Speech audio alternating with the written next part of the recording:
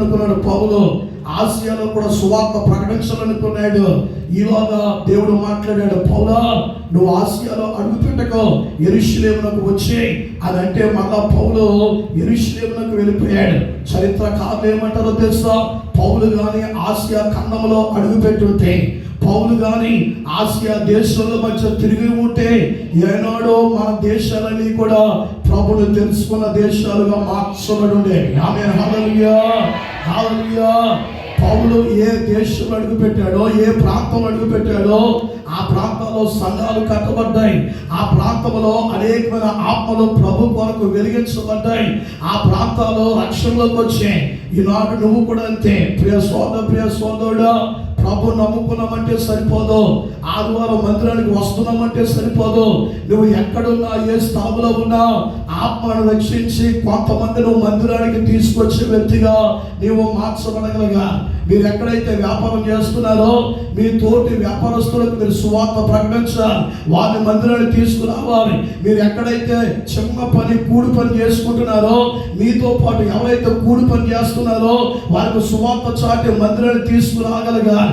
మీరు ఏ కాలేజీలో అయితే చదువుతున్నారో, ఏ స్కూల్ అయితే మీరు చదువుతూ ఉన్నారో, యవనస్తులారా మీ ఫ్రెండ్స్కి సువార్త చాటి మీరు ఎలా మందిరానికి వస్తున్నారో వాళ్ళను కూడా మీరు మందిరానికి తీసుకొచ్చేటట్లు మీరు జీవించగలగాలి.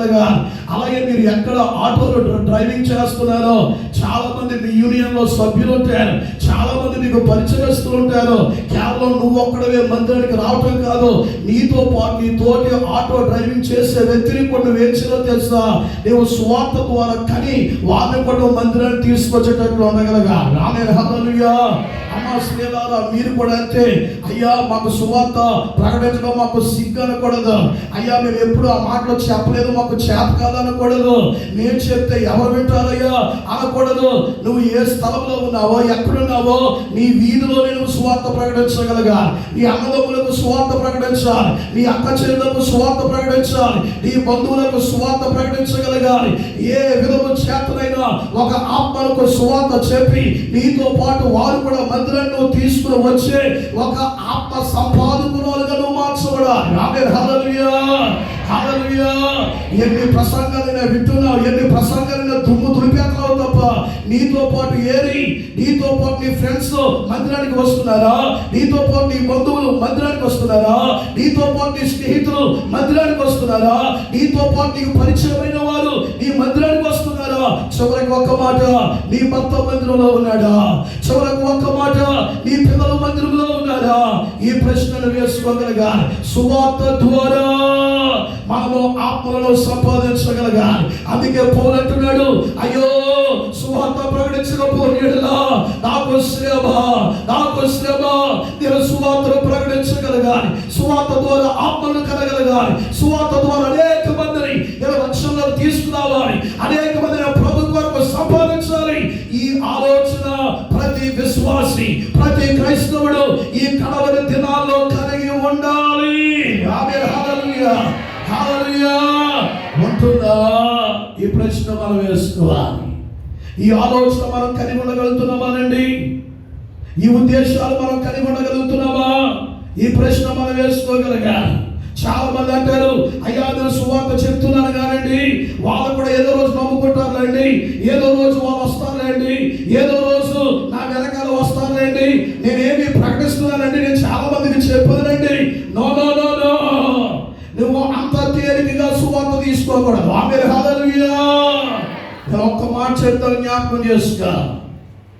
ఇంటిలో ఇద్దరు పిల్లలు ఉన్నారు అంటే భోజనం టైం అయ్యేసరికి ఇద్దరు పిల్లలు భోజనం చేస్తున్నారో లేదో తల్లిగా నువ్వు గమనిస్తా.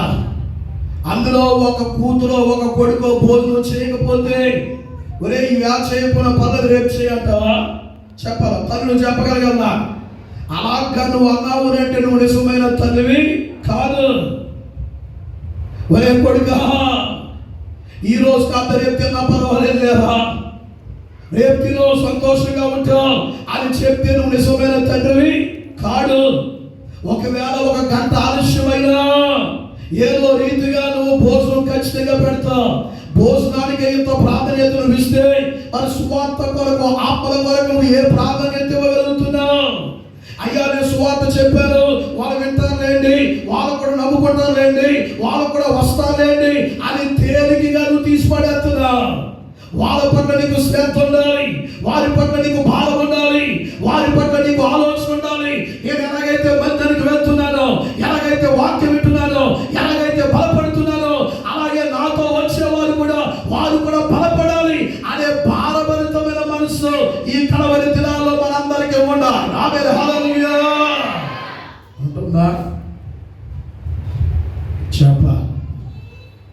ఉంటుందా? మాట్లాడరా వెనకాల ఉన్న వాళ్ళు? ఉంటుందా అంటే మాట్లాడలేదు. మొన్న ఒక తల్లి ఫోన్ చేసింది, అయ్యారండి మా ఊడు అన్నం తినట్లేదండి, మీరు మాట్లాడండి అంటుంది. ఏం గొడవ అనుకోండి, అన్నం తినకపోతే నేనేం చేస్తాను? నాకేం తెలుసు అన్నం ఎందుకు తినట్లేదు? నన్ను అడగలేదా, అన్నం పెట్టలేదా అన్నాను. ఆడ తినట్లేదండి అయ్యారు. మరి ఏం చేయను నేను? ఆడికో ఫోన్ చేయను. అసలు ఏం చేసిందో చెప్పంటే ఆడు చెప్తాడండి.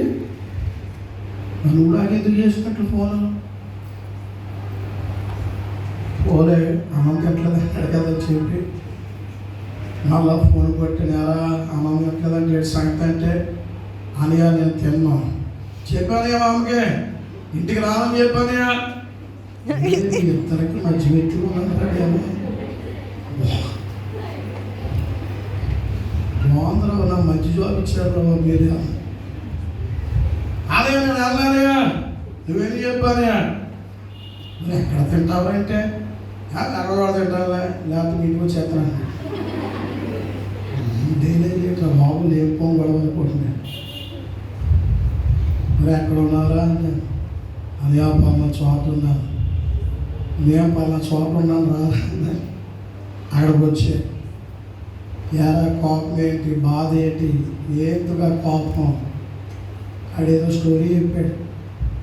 ఆడెదురుకుండా అమ్మకి ఫోన్ చేసి పోతే పోవాలి, అలాగే బిడ్డలు విడిచిపెట్టుకుంటావా? ఆడే మారుతాడులే, అది నీకు ఏ వాళ్ళకో ఆడి మళ్ళా ఇంటికి పంపించాను. అప్పుడు ఫోన్ చేసి ఇలా ఉంటుంది నా సంగతి. ఆమేన్, హల్లెలూయా, హల్లెలూయా, ఆమేన్, హల్లెలూయా. అందుచేత నేను తింటానులే అనుకుంటావు ఏంటి? నువ్వేమనుకుంటావు? వెంటనే తినాలి మాట్లాడలేదేంటి? నీ మొహం ఎంత నిమిషంలో మారిపోద్ది. వీళ్ళ కూడా అదే వీక్నెస్. మా అమ్మ ఫేస్ కట్ మార్చాలంటే మేము ఒక రోజు ఏం చేయాలి? మానేయాలి. ఏం తక్కువ లేదు కదా మా బ్యాచ్. అయ్యి మా ఊళ్ళో తక్కువ కాదు. నువ్వు అలా చెప్తే ఎలా అని చెప్పి ఏం చేస్తారు? ఇలా మానేస్తారు. ఒక పూట మానేస్తారు, ఒక పూట మానేసి నీకు చెప్తారా ఇది ఇంకా రివర్సి. నువ్వేం చేస్తావు అంటే అయ్యో కొడుకా కొడుకా కొడుకా. ఏం కొడుకాడు? ఆడ బుద్ధి చెప్పడానికి మానేసాడండి. మొత్తం కదండి ఇంకా మానే అంట. అందుకే నా ఫోన్ చేయను పొరగే. అది తెలుసు అది ఎడిగొస్తే పరిస్థితి ఏమవుతుంది. అందుచేత నేను అంటాను, ఎందుకు మాట చెప్తున్నానంటే పిల్లల్నే మనం బ్రతిమాలి ఏదో ఒక రోజు ఏదో రీతి ఏం చేస్తాం వాళ్ళకి చెప్పాలి. మీరు అందరూ చెప్పాలి. లైన్లోకి వచ్చేది మీరు నాకు చెప్పాలి. ఒరే బాబు నాన్న ఏదో ఎవరొకడు బ్రతిమాలి ఏం చేస్తాం మొత్తం మీద దాని సువార్త. మరి సువార్త పట్ల భారం ఉందా మనకి? సువార్త పట్ల భారం కలిగిన ఆత్మీయ బిడ్డలుగా మనం జీవించగలుగుతున్నామా? సువార్త పట్ల అటువంటి ఆలోచన మనం కలిగి ఉన్నామా? అయ్యో నేను చెప్పేస్తానండి, ఇవ్వకపోతే నేనేం చేస్తానండి, ఈ సోచ్ చెప్తున్నావు తప్ప ఏ విధము చేతనైనా ఆ వ్యక్తి ఆత్మలోకి నేను ఆత్మను రక్షించాలి. ఏ విధము చేతనైనా నేను మందిరాన్ని తీసుకురావాలి. ఏ విధము చేతనైనా నేను వాక్యం విని ఎలా బలపడుతున్నానో వాళ్ళు కూడా వాక్యం విని బలపడాలి అనే కోరిక తపన ఆలోచన నీకు ఎందుకు లేదంటే ఈ కోరిక నీలో ఉందా? ఈ ఆశ నీలో ఉందా? మనం ప్రశ్నించుకోగలగాలి. ఆమేన్. హల్లెలూయా, హల్లెలూయా. ఇప్పుడు ఆ తూకీకును రక్షించబడే వ్యక్తిగా తన ప్రక్కన పెట్టుకొని ఇప్పుడు పౌలు గారు పంపిస్తూ ఉన్నారు. ఎఫెసీ సంఘము కలవరపడతా ఉంది నా గురించి, నా సమాచారం తెలియక, నేను ఎలా ఉన్నానో తెలియక నా గురించి వారు కలవరపడుతున్నారు అని చెప్తూ అంటున్నాడు. చదువుకుందాం ఆ మాట. నా క్షేమ సమాచారం అంతయు తెలుసుకొనుటకు, మీరు తెలుసుకొనటానికి క్షేమ సమాచారం తెలుసుకోవాలి సంఘంలో. ఏదో నేను మందిరానికి వచ్చానండి, మన బైబిల్ పట్టుకుని మందిరానికి వచ్చాను, కాసేపు పాటలు పాడాను, కాసేపు సాక్ష్యం చెప్పేశాను, కాసేపు వాక్యం విన్నాను, మళ్ళా అయ్యగారు ప్రార్థన చేశారు, నా బైబిల్ నేను వెళ్ళిపోతున్నాను అన్నట్టు నువ్వు భక్తి చేయకూడదు. దేవుని బిడ్డలు ఒకరి పట్ల ఒకరు క్షేమ సమాచారం తెలుసుకోగలగాలి. ఆమేన్. హల్లెలూయా, హల్లెలూయా. నువ్వు సమాచారం తెలుసుకోగలగాలి. అయ్యా పోయిన శుక్రవారం మీరు సాక్ష్యం చెప్పారు, మీకోసం 2 దినాల నుంచి ప్రార్థన చేస్తున్నాం, వారం అంతా ప్రార్థన చేస్తాం, ఇప్పుడు మీకు ఎలా ఉంది అనే క్షేమ సమాచారం నువ్వు తెలుసుకోగలగాలి. తెలుసుకోగలుగుతున్నావా? తెలుసుకోగలుగుతున్నావా? అయ్యా కష్టాలు ఉన్నాయని చెప్పి అయ్యా పాస్టర్ గారు చదివి వినిపించారు, లేకపోతే మీకోసం ప్రార్థన చేయించారు, మరి ఇప్పుడు మీరు ఎలాగున్నారు, మీ కుటుంబం ఎలాగుంది, మీ బిడ్డలు ఎలాగున్నారు అని క్షేమ సమాచారము సంఘము తెలుసుకోగలగాలి. అంతే తప్ప నా పని అయిపోయింది అయ్యా, నా పాటలు పాడేశాను, సాక్షి మీద చెప్పేశాను, వాక్యం మీద విన్నాను, తోచిన పానికి ఏదో వేసేసాను, అయిపోయింది అన్నట్లుగా ఉండకూడదు. అయ్యా నీ సమాచారం నువ్వు తెలుసుకోగలగాలి. అయ్యా నీ సమాచారం ఏంటి, సమాచారం ఎలా ఉంది? దైవజనుడు పన్న వారి కొరకు ప్రార్థన చేయమని కోరాడు, దైవజనుడు పన్న వారి కొరకు కన్నీరు కాచమని కోరాడు. మరి ఈ వారం అంతా మనం ప్రార్థన చేస్తాం కదా, కుటుంబ ప్రార్థనలో ప్రార్థన చేస్తాం, వ్యక్తిగత ప్రార్థనలో జ్ఞాపకం చేసుకున్నాం. మరి ఈ రోజు వాళ్ళ క్షేమ సమాచారం ఏంటి? ఈ బాధ్యత సంఘంలో ఉన్న ప్రతి ఒక్కరూ కలిగి ఉండాలి. ఆమేన్. హల్లెలూయా, హల్లెలూయా, హల్లెలూయా. బాబు జోషువా, మీ అమ్మాయికి పచ్చకాబీలు అన్నా ప్రార్థన చేస్తూ మరి ఎలా ఉంది? ఆ అమ్మాయికి పచ్చకాబీలు తగ్గినాయా? ఎలా ఉంది? ఆరోగ్యం ఎలా ఉంది? ఇప్పుడైనా సమాపన చేస్తూ క్రమంగా మందిరానికి రా అని నేను కాదు, నీవే వాడిని ప్రోత్సాహపరిచేటట్లు ఉండాలి. ఆమేన్. హల్లెలూయా. క్షేమ సమాచారం తెలుసుకోవాలంటే సంఘం క్షేమంగా ఎవరుంటారు అనే సమాచారం తెలుసుకోగలగాలి. నీ ప్రక్కన ఎవరు కూర్చుంటారు, అక్క ఈ రోజు నువ్వు ఎందుకు మందిరానికి రాలేదు, ఏదైనా కష్టమా, ఏదైనా బాధ, ఏదైనా శ్రమ, అవసరమైతే అయ్యారు ఫోన్ చేస్తారు, మన కోసం ప్రార్థన చేస్తారు అని నువ్వు క్షేమ సమాచారం తెలుసుకోవాలి. ఈనాడు ఇటువంటి ఆలోచనలు సంఘంలో లేవు, ఈ సమాచారం సంఘంలో లేదు. ఈనాడు ఏ సమాచారం సంఘంలో ఉంటుందంటే వాళ్ళు ఎలాగైపోయారంట, ఏళ్ళు ఎలాగైపోయారంట, వాళ్ళు ఎలాగ బ్రతుకుతున్నారంట, వీళ్ళు ఎలా బ్రతుకుతున్నారంట, వాళ్ళ పిల్లలు ఎలాగంట, ఆడోళ్ళు ఎలాగంట, మగోళ్ళు ఎలాగంట, యవ్వనస్తులు ఎలాగంట. నువ్వు ఏ సమాచారం తెలుసుకోవాలమ్మా? నువ్వు సంఘంగా క్షేమ సమాచారం తెలుసుకుంటున్నావా? నువ్వు ఒకరి క్షేమ సమాచారం మరొకరు తెలుసుకోగలుగుతున్నారా? అమ్మ బుజ్జమ్మ కోటాను పెట్టావు, మరి మేము రాలేకపోయాం, కూడికి ఎలా జరిగింది, ఆ అమ్మాయి ఎక్కడుంది, ఆ అమ్మాయి పరిస్థితి ఏంటి, ఏం పర్వాలేదు మేము ప్రార్థన చేస్తున్నాం అని ఒకరి క్షేమ సమాచారం మరొకరు తెలుసుకోవాలి. ఇందా తెలుసుకోగలుగుతున్నావా? తెలుసుకోగలుగుతున్నారా అంటే నేను క్షేమ సమాచారం తెలుసుకోగలుగుతా ఉన్నారా? అమ్మ పెద్దపాడు వెళ్ళినప్పుడు మధ్యలో బండి ఏదో గేదట్టు వచ్చిందంట, బండి మీద నుంచి పడిపోయారంట, మీరు ఎలా ఉన్నారు, క్షేమంగా ఉన్నారా లేదా? ఉందా అసలు ఈ ఆలోచన ఉందా? నేను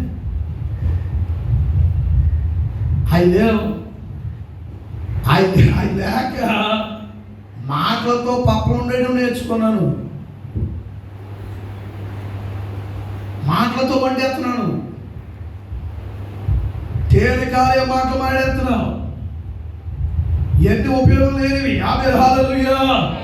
ఇవన్నీ ఉపయోగం లేని సమాచారం ఉండాలి. అది ఎవరైనా కావచ్చు, నేనేదో మీకు వెలిగించబడ్డానికి ముగ్గురు పేర్లు చెప్తున్నాను కానీ సంఘంలో ప్రతి వారి పట్ల నీకు అదే బాధ్యత ఉండాలి. ఆమేన్, హల్లెలూయా. అదే భారాన్ని మీరు కలిగి ఉండగలగాలి. ఇక్కడ సాక్ష్యాలు చెప్తున్నారు అని అంటే ఊరికినే చెప్తున్నారా? ఊరికినే పాస్టర్ గారు ప్రార్థన చేయిస్తున్నారా? ఊరికినే పాస్టర్ గారు ప్రార్థన చేయిస్తున్నారా? నువ్వు క్షేమ సమాచారం తెలుసుకోవాలి కదా. ఏదో మందిరానికి వచ్చాను, పాస్టర్ గారు కనబడ్డాను, అయిపోద్ది అనుకుంటే ఎలాగా? అలా 2 సంవత్సరాలు బతి చేస్తావు అంటున్నాను. సంఘంలో నీ పాత్ర ఏంటి? సంఘంలో నీ బాధ్యత ఏంటి? సంఘంలో నువ్వు ఎలా ఉండాలనుకుంటున్నావు? ప్రతి వారి విషయమై దేవుని బిడ్డల క్షేమ సమాచారాన్ని తెలుసుకోగలగాలి. ఇప్పుడు ప్రారంభించండి. మా క్షేమ సమాచారం అంతే చదవండి, కంటిన్యూ. తెలుసుకొనుటకు ఆ తూకీకు మూడు ప్రాముఖ్యమైన లక్షణాలకు రాయబడ్డాయి. మొట్టమొదటిగా అంటాడు అతడు ప్రియ సహోదరుడై ఉన్నాడంట. ఎవరు? తూకీకు. అతడు అందరికీ ప్రియమైన వాడే. ఆ మాట చాలా జాగ్రత్తగా తల పైకి నావే చూస్తూ వాక్యమేనా. అందరికీ ప్రియమైన వాడేనండి.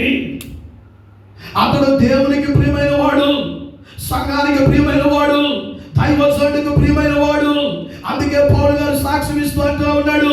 పౌలు గారు ఏమంటాడో తెలుసా? ఆ తూకీకు మనందరికి ఎటువంటి వాడో తెలుసా?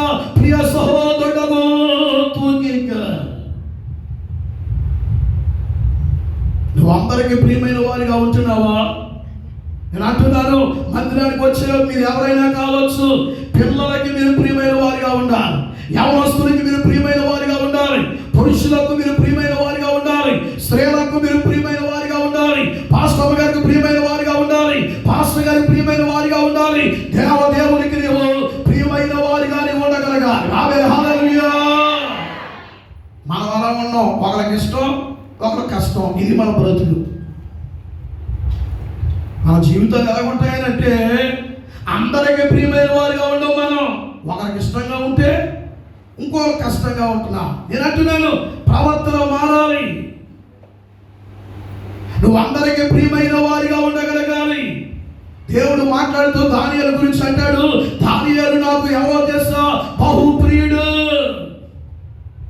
దానియేలు బహుప్రియుడు అండి. దేవునికి ప్రియమైన వాడు. దేవునికే కాదు, దానియేలును సింహపు గుహలో వేస్తే రాజుకు నిద్ర పట్టలేదు. ఎందుకో తెలుసా? దానియేలు అంటే రాజుకు ప్రేమ. దానియేలు సింహపు గుహ నుంచి బయటికి వచ్చిన వెంటనే రాజు అంటా ఉన్నాడు, అయ్యా సర్వలోక జనులారా, దానియేలు నమ్ముకున్న దేవుడే నిజమైన దేవుడని చెప్పి దానియేలుకు ఒక మంత్రి పదవి ఇచ్చాడు. కారణం ఏంటో తెలుసా? రాజుకు దానియేలు అంటే చాలా ఇష్టం.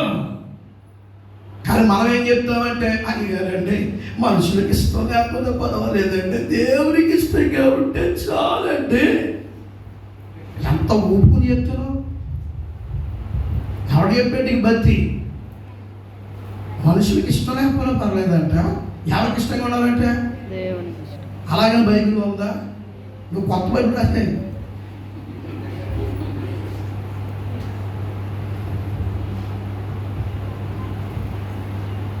ఏంటి? 2వ మేక నువ్వు పెట్టాడు. మేకా వాసన 2వ పత్రిక, అది నీదది. నీ కొత్త బైబిల్ కాదు. నీకు కొంతమంది అంటారు, లేదండి నేను దేవునికి ఇష్టంగా ఉంటాను తప్ప మనుషులకి అబ్బే. నేను అంటాను, నువ్వు దేవునికే కాదయ్యా, మనుషులకు ఇష్టంగా ఉండాలి, దేవునికి ఇష్టంగా ఉండాలి, సంఘానికి ఇష్టంగా ఉండాలి, దైవజనుడికి ఇష్టంగా ఉండాలి. అందుకే కదా తూకీ గురించి రాస్తూ అంటాడు, ప్రియ సహోదరుడు అతడు. ఎవరంటే అతడు? ప్రియ సహోదరుడు. ప్రియ సహోదరుడుగా సంఘంలో ఉన్న ఆత్మీయ బిడ్డలందరూ ఉండాలి. ఆమేన్, హల్లెలూయా, హల్లెలూయా.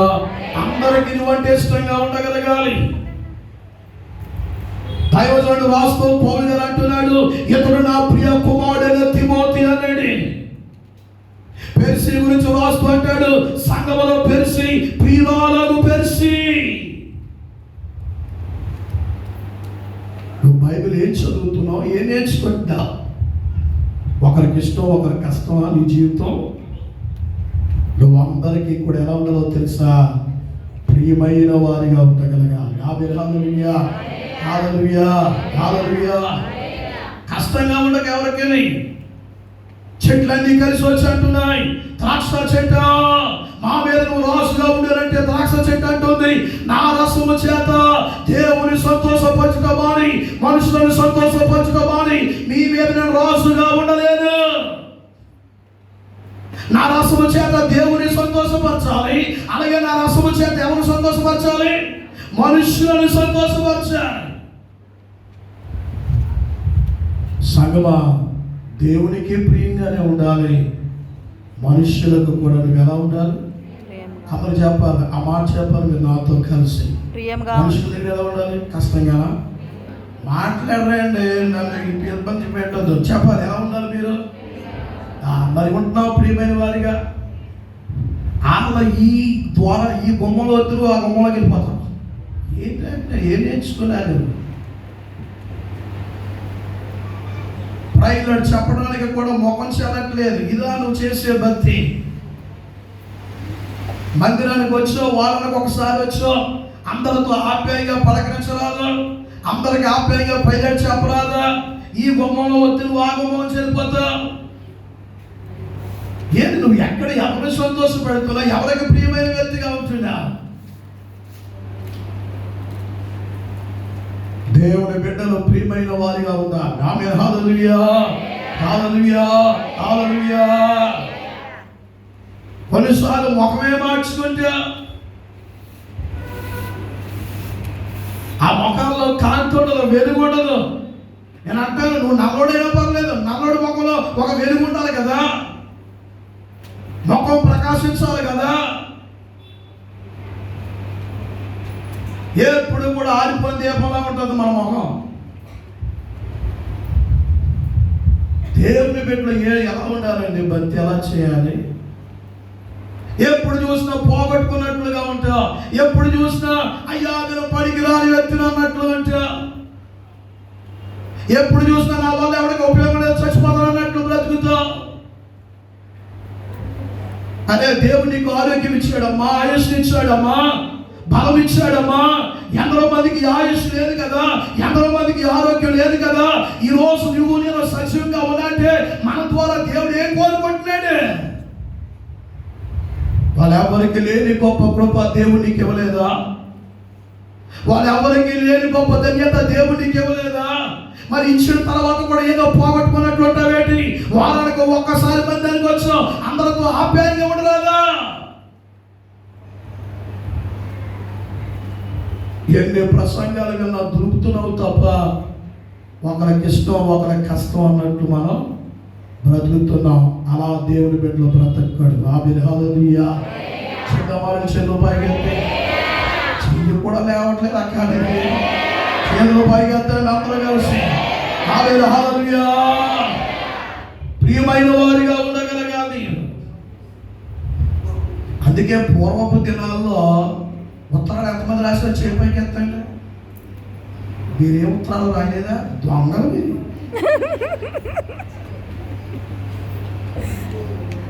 ఏ ఉత్తరాలు రాయలేదా? మరి ఏమన్నా? ప్రియమైన నాన్నగారికి వ్రాయినది ఏమనగా, ప్రియమైన అమ్మకు రాయినది ఏమనగా, ఉత్తరాలు ఇప్పుడు రాయలేదా? ఇప్పుడు అవన్నీ పోయి ఇప్పుడు ఉబ్బి ఆ ఏడు దాటినాడు. ఎలా మొదలు ఏదేంటిది? స్పౌసా? నాకు సరిగ్గా రావట్లే ఈ పదాలు. ఏం చెప్పేస్తారు? ఆ ప్రియమైన అన్న పదానికి ఎన్ని పదాలు యాడ్ చేస్తున్నారు ఇప్పుడే. ఒక్క మాట తెచ్చి పాడేస్తున్నారు. పూర్వం ఎంత చక్కగా లెటరింగ్ ఉండేదని, ఒక ఉత్తరం ఎంత చక్కగా ఉండేది. ప్రియమైన సోన్స్ వ్రాయినది. నేను డెహాడ్యూల్లో ఉన్నప్పుడు పెద్దయ్య గారు నాకు ఉత్తరం రాశారు. ఇప్పటికీ ఆ ఉత్తరం చాలా భద్రంగా నేను దాన్ని దాచుకున్నాను. ఆ ఉత్తరం చదువుతున్నప్పుడు నాకు చాలా కళ్ళట్టు నీరు వస్తారు. ఆయన రాస్తూ అంటాడు, ప్రియమైన నా కుమారుడా, ఆ మాట చదివినప్పుడు నాకు ఏడుపు వస్తుంది. ఎందుకో తెలుసా? నీ ఆరోగ్యం ఎలా ఉంది, ఎలా చదువుకుంటున్నా, ఎంతో ఖర్చుతో ఎంతో ప్రయాసతో నిన్ను అక్కడ పంపించాను. నువ్వు బాగా చదువుకు, నువ్వు తిరిగి రావాలి. ఆ ఉత్తరం ఈ రోజు నా బీరువాలో పెట్టుకున్నాను. ఏది పోయినా నేను బాధపడగానే అది మాత్రం పోకూడదు. అందుకే మీ అమ్మగారికి కూడా చెప్తాను, అసలు దాని జోలికి వెళ్ళకలేదు. ఎందుకో తెలుసా? తండ్రి కుమారుడికి రాసినటువంటి ఉత్తరం. అలాగే ఇక్కడ పౌలు గారు అంటే నా ప్రియ సహోదరుడు అతడే. నువ్వు ప్రియమైన వారిగా ఉండాలి కదా, ప్రియ కుమారుడిగా ప్రియ కుమార్తెగా నువ్వు ఉండగలగాలి కదా. ప్రియమైన వారిగా మనం బ్రతకాలి తప్ప కష్టంగా బ్రతకొద్దండి ఎవరికి. నేను ఆ పెద్దవాళ్ళు కూడా ప్రేమతో చెప్పేదమ్మా, నా 2 చేతులు జోడించి చెప్తున్నాను, కోడలకు కూడా ఇష్టంగా బ్రతుకు. ఎందుకు కోడలంటే నీకు కష్టం? అలాగే కింద ఉన్న వాళ్ళు చెప్తున్నాను, అత్తగారంటే నీకు ఎందుకు కష్టం? బయటది కాదు కదా, పరాయిది కాదు కదా, రే నీ అత్తగారు. ఎందుకు నువ్వు ఇష్టంగా కష్టంగా ఉంటున్నావు? అంత కష్టంతో ఏమొచ్చింది నీకు అంత బాధ? ఇప్పటికల్లా సగం వయసు అయిపోయింది, ఊరు పొమ్మంటుంది, కాడి రమ్మంటుంది. అక్కడ వాళ్ళు ఎప్పుడు పోతారో తెలియదు. ప్రశాంతంగా పోయే ముందుగా 10 మెతుకులకు పెట్టేచ్చు కదా నువ్వు. దానికోసం నువ్వు ఎన్ని ఆరాధన చేస్తావు, పింఛన్ ఇచ్చే అంటావు, కాసేపు ఎంతసేపు నేనే చూస్తున్నానంట. ఏంటంటే ఈ విధానం ఏంటి, ఈ పరిస్థితి ఏంటి? అలాగే మీరు కూడా పెద్దోళ్ళు, మీరు స్థిరంగా పేరుకే మీరు వయసులో పెద్దోళ్ళు తప్ప నీకు వయసు అంటే పెరిగింది తప్ప బుద్ధి పెరగలేదు నీకే. ఊరోళ్ళందరినీ పిల్ల పిల్ల పిల్ల అంటూ పలకరిస్తావు, దరిద్రం. సొంత కోడలు ఎప్పుడు ఆప్యాయంగా ప్రకటించాడు? సొంత కోడలు ఎప్పుడు ప్రేమగా నువ్వు చూసుకున్నావు? కనీసం నీ కూతురు చూసుకున్నట్లుగా కోడలు ఎప్పుడు నువ్వు ప్రేమించావా?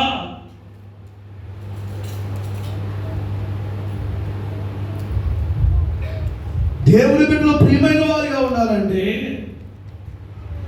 ప్రియమైన వారిగా బ్రతకాలండి, ప్రియమైన వారిగా దేవుని బిడ్డలు జీవించాలి. అంతే తప్ప ఇష్టానుసారంగా దేవుని బిడ్డలు బ్రతకూడదు. ఆమేన్, హల్లెలూయా, హల్లెలూయా, హల్లెలూయా.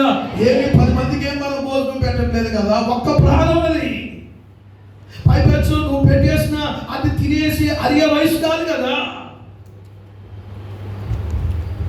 నువ్వు పెట్టిందల్లా తినేసి అరగటానికి అసలు వయసే కాదు. పైపెచ్చు నువ్వు ప్రేమతో పెట్టాలి తప్ప ఎంతమందికి చెప్పుకుంటారో నా కోడలు ఈ ముద్ద పెట్టిందని. ఈ రీతిగా నువ్వు ఆలోచించవే. ఎప్పుడు కూడా ముఖం మార్చుకుంటూ ఉంటావు, ఎప్పుడు కసిరేస్తూ ఉంటావు, ఎప్పుడు కంచం విసిరేస్తూ ఉంటావు. ఏంటి పద్ధతి అంటున్నా? ప్రేమగా వెళ్ళి దగ్గరికి వెళ్ళి అత్తయ్య భోంచే అని చెప్పలేవా? నీ నోరు పడిపోతున్నట్టు. నేను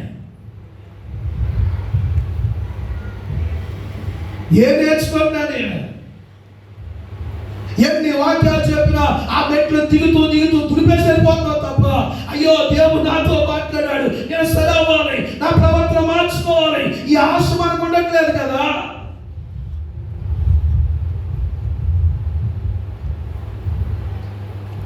దేవుని బిడ్డలో అందరికీ ప్రియమైన వారిగా బ్రతకాలి. ఆమేన్, హల్లెలూయా. మొన్న ఎవడో దండ ఏమంటే నాకు చాలా కోపం వస్తుంది. ఏం తిట్టాను మన కుర్రాన్ని, ఏట్లా దండ వచ్చాను.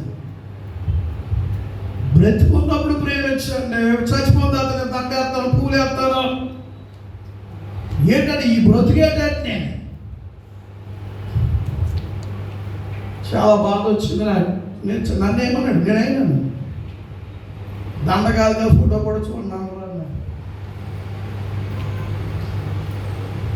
అంటే బ్రతుకున్నప్పుడు అన్నం పెట్టు, బ్రతుకున్నప్పుడు ఏం చూడ. చచ్చిపోయినాక ఊరంతా పెంచి నువ్వు బిర్యానీ పెడతావు, ఎవరు తింటాడు నీ బిర్యానీ? పైపెచ్చి మామిడికి వేసినావు. ఓ మామిడి నువ్వు డజన్ తెచ్చుకోలేవే, కనీసం 3-4 తెచ్చుకుంటాగా. అది ఒక్క ప్రాణం, ఒక మామిడికి ఇచ్చేస్తే నీ సొమ్మే పోయింది. 3 మామిడికి వెళ్తాను, ఒక మామిడికి అక్కడ ఇచ్చే.